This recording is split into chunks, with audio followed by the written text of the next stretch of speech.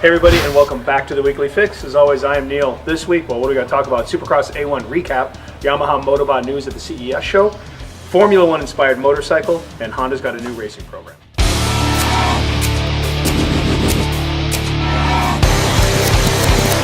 Alright, and if you're watching this on YouTube, nothing's changed for 2018, so please make sure you click on the bell so we can keep making these videos. Meanwhile, here's Marvin Musquin taking the checkered flag and the big win. Alright, well hopefully this is not news for you guys, but A1 happened last weekend, and we want to give a special thanks to everyone that attended for our A1 autograph signing party. It was a huge success again, and man, I'm so happy to be smelling gasoline again on the dirt. But let's talk about the event. So Anaheim, of course, 45,000 plus people in attendance, and I don't know, I hope everybody saw the main for the 450, but my favorite Marvin takes first, and even in his interview, pretty humble and says, well, I was just trying to stay in the race, and the guy ends up winning.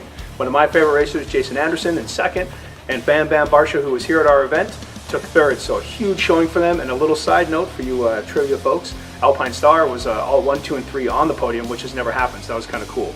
In the 250s though, McElrath still keeping it on the gas. That guy looked great for KTM. Aaron Plessinger taking second. My daughter's favorite racer, Mr. Cian Cerullo, in third. So pretty cool. I think they didn't pan out how everyone wanted them to go, but regardless, Tomac's going to come back. Roxon looked great getting fourth. So this is going to be a fantastic season. Now, the big question is for Houston, which of course the track's already been shown. Who's going to win this one? Obviously Eli's going to come back, I think, on a mission. Roxon will tighten things up, but you can't count out the top 3 guys either. So regardless, so happy to have Supercross going again. And Houston, we will see this race tomorrow.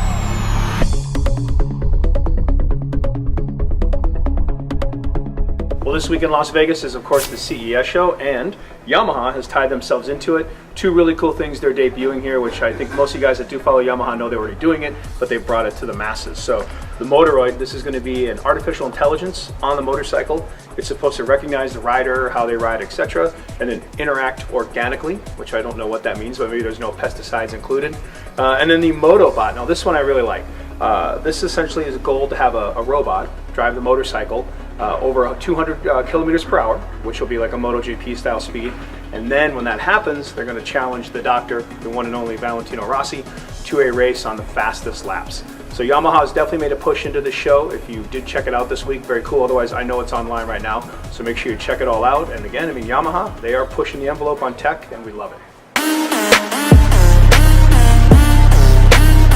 All right, well, the Italians are at it again. Some ex-Ferrari engineers are deciding to get into the 2-wheeled world. So the name of the company, Vins, or Vins, however you want to say it, they're making a 250, essentially is what they're calling it, 2-stroke. So this thing, carbon fiber frame, and we all know with the 2-stroke motor, it's all about torque, it's about lightweight. Front suspension on this thing is a double wishbone like a car, which Yamaha's tried, so that should be interesting to see. But the key to this bike, 187 pounds, 80 horsepower, and this thing hits 150 faster than just about anything out there. So obviously, will we ever see this in the US? I highly doubt it. But with a price tag of anywhere from $48,000 for like a street legal version in Europe to $60K for a track bike, who knows? But the fact that they're making one of these and they've got it together and it actually is running, we'll see what's going to happen next. But I wouldn't mind trying one. So maybe they'll send one our way.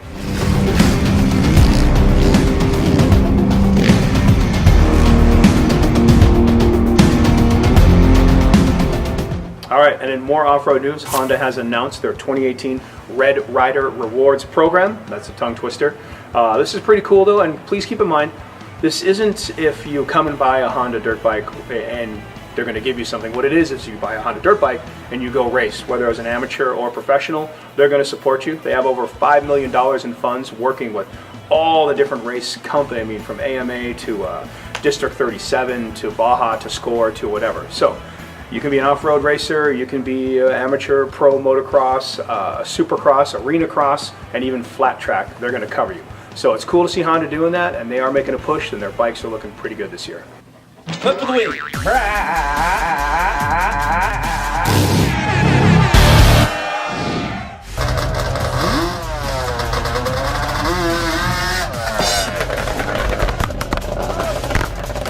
Holy bro.